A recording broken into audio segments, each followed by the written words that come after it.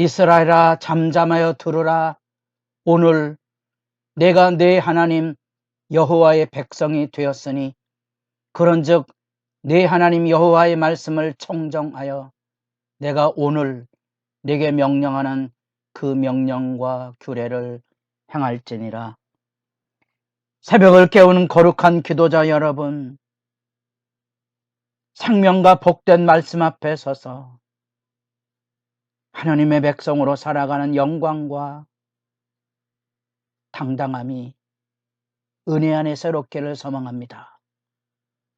오늘 우리가 읽어갈 하나님의 말씀은 신명기 27장 1절로부터 26절까지의 말씀으로서 드디어 언약에 대한 구체적인 내용의 말씀 앞에 하나님의 백성으로 서는 오늘 이 시간 하나님의 백성으로 그 언약을 체결하고 언약 갱신의 영광을 여기 보여주고 있는 장면으로 여기 서 있습니다. 9절 말씀, 이스라엘아 잠잠하여 들으라. 오늘 내가 네 하나님 여호와의 백성이 되었으니 오늘 여기 하나님의 백성으로서는 언약의 영광의 책임을 일깨워주는 언약 갱신에 대한 실제가 이제 27장에 선포되고 우리가 너무도 잘 아는 축복과 저주의 구문으로서 28장으로 신명기 구절 중에 가운데 현재 설교의 내용을 5장부터 여기 28장까지 담아내고 있습니다. 그 안에 마지막이 하나님과 하나님에게 보석과 같은 보물과 같은 소유된 하나님의 백성의 언약과 언약 체결에 대한 오미한 규례가 들려지게 됩니다. 그것이 26장 16절에서 19절까지 이루어졌던 공적인 언약의 선포가 이제 27장에 들어오면 구체적으로 그 율법을 돌에 기록함으로써 영원히 잊히지 않은 그런 변함없는 서약으로서의 기록을 명령하고요. 이 제사장과 이스라엘 모든 장로가 모세가 가졌던 그 말씀 토라의 교육의 책무를 위임받아서 하나님 앞에 서게 합니다. 우선 이런 말씀을 읽을 때마다 이게 과거의 하나의 예식으로 여겨지지만 그 안에 담겨져 있는 이 절절한 호소는 결국 이스라엘 백성이 이 말씀을 지키지 못하는 악의 본성을 가지고 무너져 가는 것에 대한 안타까움이 있고 실제로 약속의 땅을 하나님의 말씀대로 정복하고 그 가운데 하나님께서 주신 약속의 땅을 각 지파에게 나눠줌에도 불구하고 24장에 또 이 이야기 나옵니다. 그 눈물 나는 얘기는 너희들이 하나님을 섬길 의사가 있는지 나와 내 집은 여호와만 섬기겠다는 이 여호수아의 신앙 고백이 백성들에게는 그저 지나가는 이야기처럼 들려줄 수밖에 없는 현실. 이스라엘 백성들이 우리도 여호와만 섬긴다고 말을 하지만 지도자 여호수아가 보았을 때는 마음은 벌써 하나님에게 떠나가 있는 거고 그 실제가 사사시대에 잘 그려지고 있고 그런 점에서 오늘날 신약시대를 살아가는 우리에게 돌에 새겨진 율법이 아니고 돌에 새겨진 언약이 아니고 우리가 예레미야 31장에 나오는 그리고 예수님께서 성찬을 통하여 확인해 주었던 새 언약 우리의 마음에 율법을 다 새겨 주어서 누구든지 하나님을 악의적으로 부정하지 않는다면 율법을 지켜야 할 수 있는데 눈물 나게도 오늘날에도 하나님을 섬긴다는 사람들이 그 마음에 하나님의 법을 지키지 못하고 있는 불신앙과 무지가 생각나서 이 말 앞에 엎드려야 되지 않겠습니까? 여기 여호수아의 엎드려짐처럼 엎드려야 되지 않겠습니까? 그렇다면 왜 사람들이 하나님의 말씀을 떠나가 세상 삶 속에 매몰돼 가는지, 결국은 하나님과 그 소유된 이 백성의 은혜의 언약을 망각하고 살기 때문에 그런 거죠. 망각하고 살기 때문에 그렇습니다. 우리가 부모로서 자녀에게 생명의 혼신을 다하여 양육을 하지만 이제 우리가 거할 곳은 쓸쓸한 요양원이라는 것이 시대의 아픔이 그러하죠. 개인적으로도 제 자녀들에게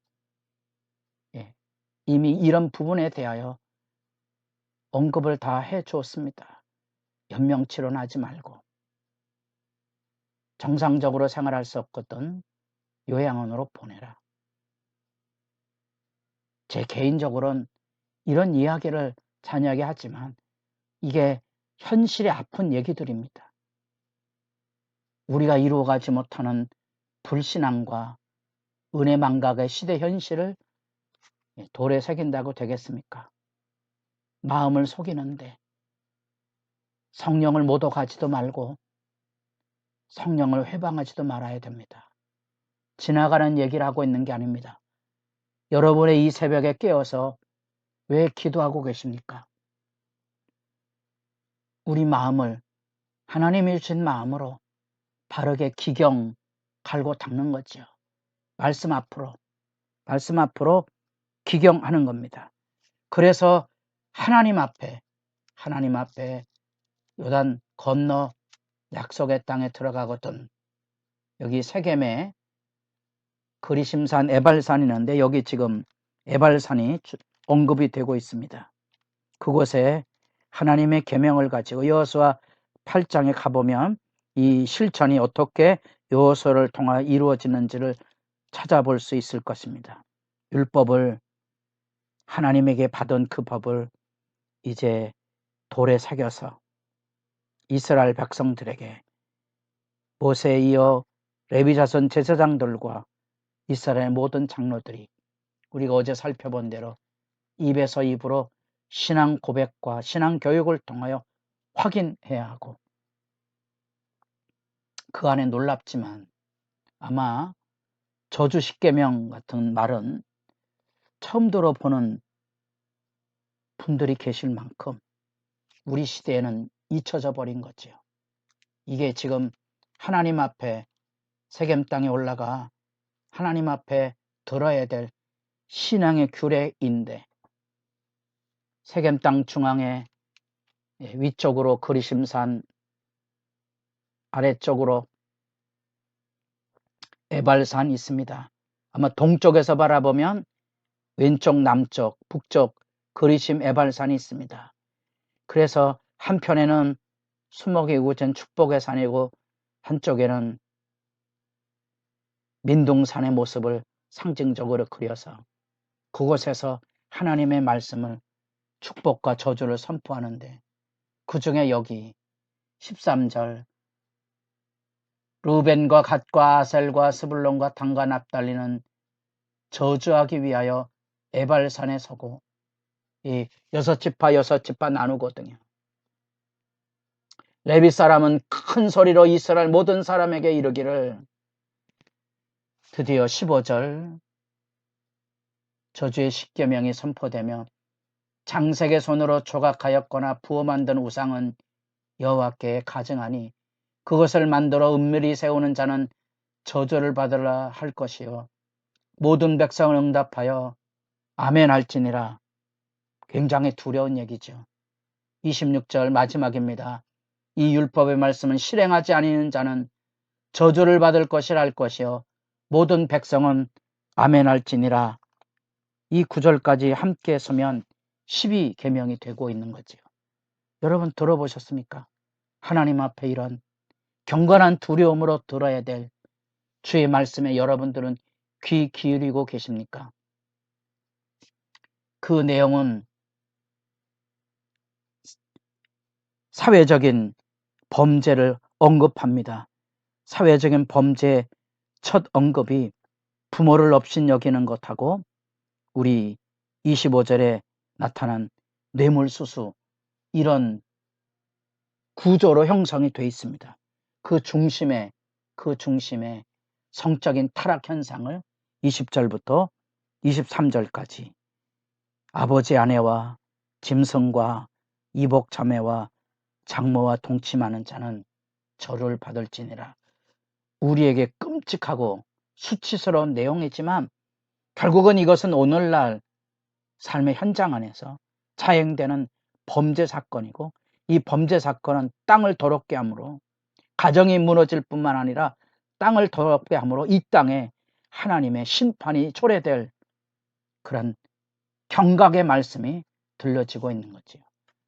사느냐 죽느냐의 말씀입니다. 사느냐의 죽느냐의 말씀이고, 그리심과 에발산에서 이루어지는 이 돌에 새겨진 기록 명령이 이제 레위 제사장과 이스라엘 장로들에게 주어졌는데, 지키면 살 것이고요, 지키지 않으면 죽을 것입니다. 언약적인 책무를 우리도 다시 경건한 두려움으로 읽어가며 여러분의 기도가, 여러분의 신앙의 삶이 하나님 앞에서 보다 진실해질 수 있기를 바랍니다.